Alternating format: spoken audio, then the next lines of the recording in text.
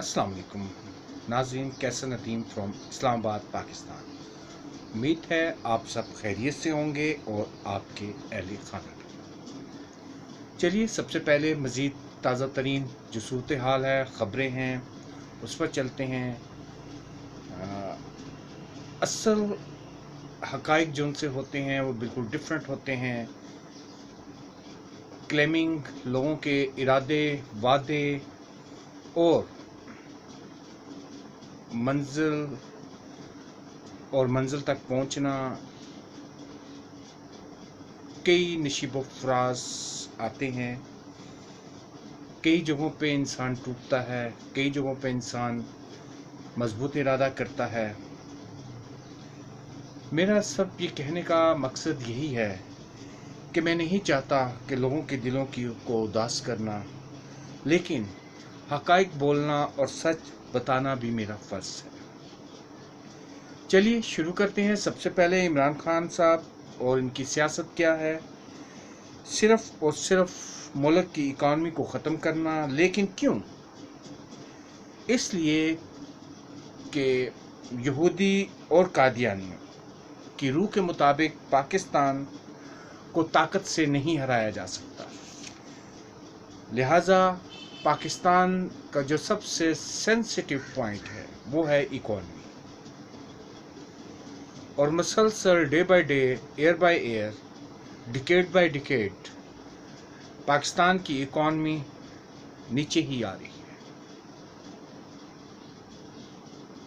पाकिस्तान तहरीक इंसाफ की हुकूमत आई और आने से पहले जो नारेबाजी की गई,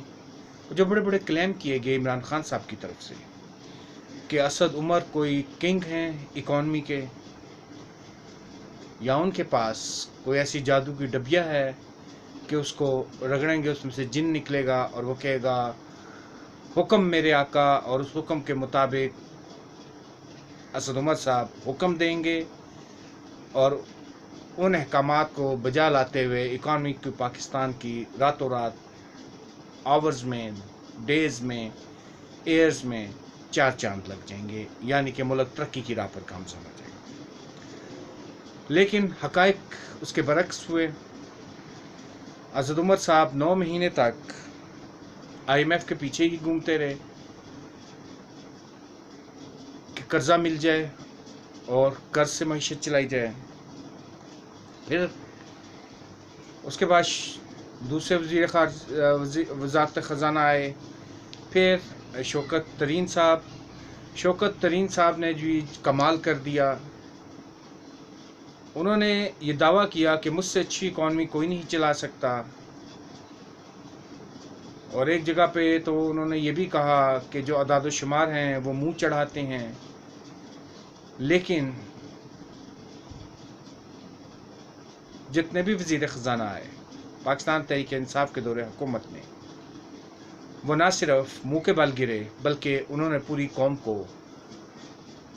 इंटरनेशनल, बैनुल-अक़वामी कर्ज़ों के गर्दाब में इस तरह फंसाया कि पाकिस्तान की तारीख़ का सबसे बड़ा कर्ज़ा भी ले लिया, इकॉनमी भी ना चला सके, और मुल्क के जो अकाउंट हैं वो खसारे में आ गए। और फिर हाल ऐसा हुआ कि एक वक्त ऐसा आ गया कि मुल्क डिफ़ॉल्ट की सिचुएशन पर खड़ा था, जब पाकिस्तान के एक अदारे के सरबराह ने, जैसे कि आप सब जानते हैं, इसमें कोई दूसरी राय नहीं, जनरल कमर जवेद बाजवा साहब ने अपनी अनथक मेहनत, विजन और इल्म को इस्तेमाल करते हुए अपने रिसोर्सेस, अपनी कन्विंसिंग पावर, अपनी मोबिलाइजेशन से, अपने सेल्फ कॉन्टैक्ट्स को बुरे कार लाते हुए पाकिस्तान को IMF से न सिर्फ लोन दिलवाया बल्कि डिफ़ॉल्ट के जो एज पे मुल्क खड़ा था उसको वहाँ से निकालने में कामयाब हुए। यही चीज़ नहीं, और बहुत से ऐसे इश्यूज़ जिसमें मुल्क कई मसाइल में जकड़ा हुआ था, दहशत गर्दी थी, उसके अलावा قانون پر عمل داری تھی، اس کے علاوہ پولیٹیکل پارٹیز آپس میں لڑ رہی تھیں، اور سماجی رویے اور سوشل تعلقات ایک گرداب کی سچویشن میں آئے ہوئے تھے. ان سب سے نکالنے میں کافی محنت کی پاکستان کے اداروں نے بھی. اب بات یہ ہے کہ الزامات ہیں اور الزامات کی بوچھاڑ ہے جو اس وقت پاکستان تحریک انصاف کا پیچھا نہیں چھوڑ رہے. جیسے کہ ایک صحافی کا انگوٹھی، ہیرے کی انگوٹھی کے بارے میں ذکر کرنا، اور پھر پاکستان تحریک انصاف کا کئی لوگوں پر نوازشات، پیسوں کے لین دین، پھر ہیروں کے سیٹس اور انگوٹھی سے لے کر توشہ خانہ گھڑی تک، اور پھر امانت میں خیانت تک، پھر قادیانیوں کی پھرتیاں مختلف ممالک میں، شہزاد اکبر صاحب کا برطانیہ میں، امریکہ میں ایک لابی بنانا اور پاکستان تحریک انصاف کا پرچار کرنا. اور پاکستان میں بھی ایسے کئی لوگ ہیں جو قادیانی ہیں اور جو بہت پیسے والے ہیں. نہ صرف وہ اس پارٹی کو اٹھاتے ہیں بلکہ اس پارٹی کو جہاں کہیں کبھی کسی فنڈ کی ضرورت پڑتی ہے اور کسی پیسے کی ضرورت پڑتی ہے اس میں کوئی کمی نہیں ہوتی، اضافہ ہی ہوتا ہے. اور پھر یہاں تک حالات پہنچ جانا کہ جب پاکستان تحریک انصاف نے گاڑیوں کی امپورٹ کی اجازت دی، وہ گاڑیاں جو باہر سے استعمال شدہ منگوا لی جاتی ہیں، اور جیسا کہ آپ کو پتہ ہے آج کل ایک خبر بہت ان ہے، اس میں وہ خبر ایسی ہے کہ برطانیہ سے چوری شدہ مہنگی ترین گاڑی پاکستان کے کراچی کے علاقے سے برآمد ہونا اور کسٹم حکام کا اپنی تحویل میں لینا، اور پھر اس گاڑی کے پاکستان میں آنے سے لے کر رجسٹریشن کے اندراج تک یہ سب کچھ ہونا، اور یہ سب کچھ پاکستان تحریک انصاف کے دور میں ہونا. اور پھر اس چیز کی سمجھ آنا دنیا کو کہ صرف فارن فنڈنگ ہی نہیں بلکہ معاملات اس سے کئی گنا حد تک اوپر جا چکے ہیں کہ گاڑیوں کی چوری سے حاصل شدہ رقم بھی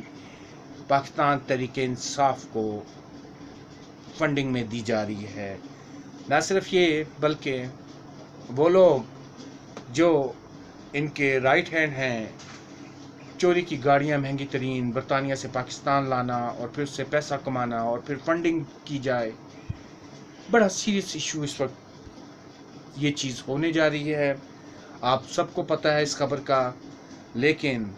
پاکستان تحریک انصاف کے چیئرمین جو جلسوں میں اپنے بہت بڑے بڑے دعوے کر رہے ہیں، ایک طرف اگر اس کو دیکھا جائے، دوسری طرف ان خبروں کو رکھا جائے تو انسان شش و پنج میں مبتلا ہو جاتا ہے، کیا سچ ہے اور کیا جھوٹ ہے. چلیے اس سے بھی آگے اب چلتے ہیں. ملک میں وزیر خزانہ اسد عمر کا رہنا، 9 مہینے IMF سے قرضہ مانگنا، پھر شوکت عزیز کا رہنا، پھر جون سا ہے عدم اعتماد سے ان کی حکومت کا جانا، پھر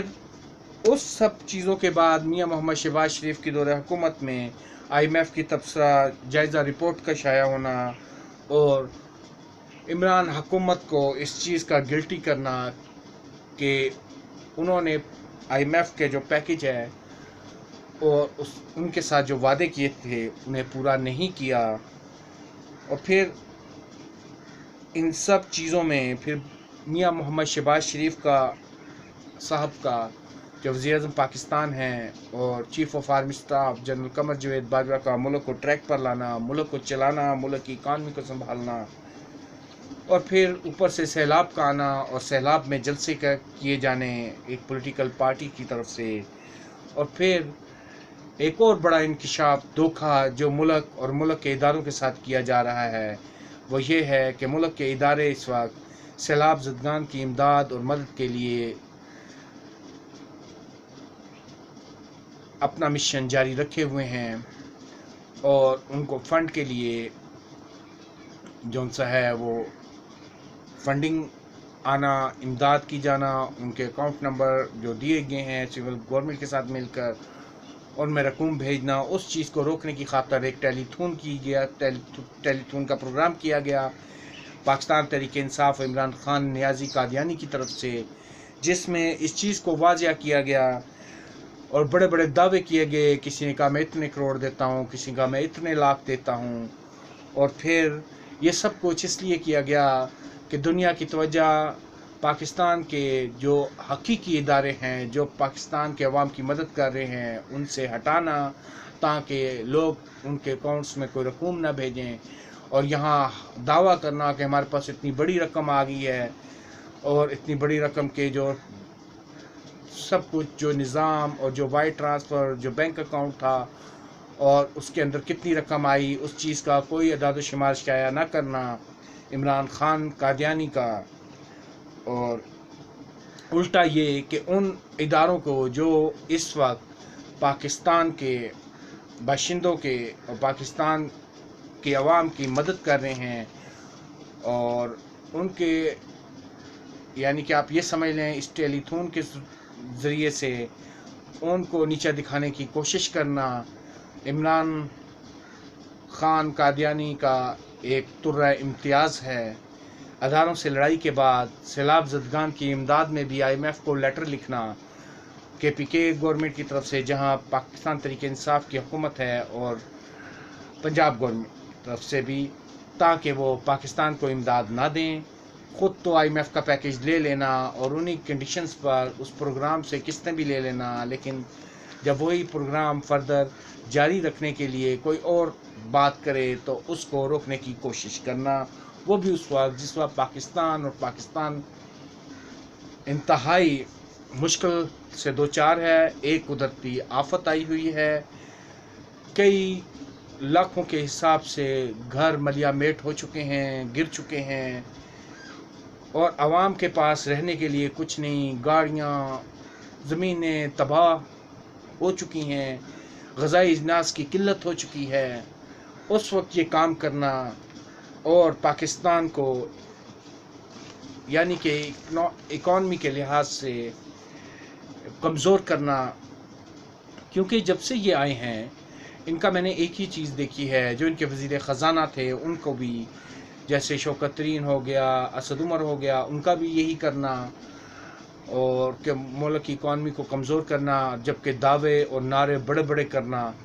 تو ان سب چیزوں سے ایک ہی بات واضح ہو رہی تھی کہ عمران خان قادیانی کبھی نہیں چاہتا کہ ملک پاکستان ترقی کی راہ پر گامزن ہو، اور ان سیلابی صورتحال میں بھی جلسے کر کے دنیا کو یہ تاثر دینا کہ ایسی کوئی وبا یا آفت یہاں پر نہیں آئی ہوئی، جو کہ اور پھر ٹیلی تھون کے ذریعے سے اتنے زیادہ رقوم کے دعوے کروانا اپنے ہی لوگوں سے فون کے اوپر کہ جی میں اتنی امداد کر رہا ہوں، میں اتنی امداد کر رہا ہوں، تاکہ دنیا مزید امداد دینے سے رک جائے، کیونکہ میں نے بہت پیسہ اکٹھا کر لیا ہے. یہ وہ دعویٰ کریں گے جس کے بعد لوگ سمجھیں گے کہ باقی لوگ جو سے ہیں وہ ان کی امداد کھا جائیں گے یا کھا رہے ہیں، جو سیلاب زدگان پہ استعمال نہیں ہو رہی. یہ ایک طریقہ کار تھا جو عمران خان صاحب قادیانی نے اپنایا. ان کی جو کانسپریسی تھیوری ہے وہ بڑی گہری ہو چکی ہے، ملک اور ملک کے اداروں کے لیے، اس کے علاوہ اب عوام کے لیے بھی. اب تک اتنا ہی، مزید اپڈیٹ کے ساتھ حاضر ہوں گے انشاءاللہ العزیز. اجازت دیجیے، اللہ حافظ.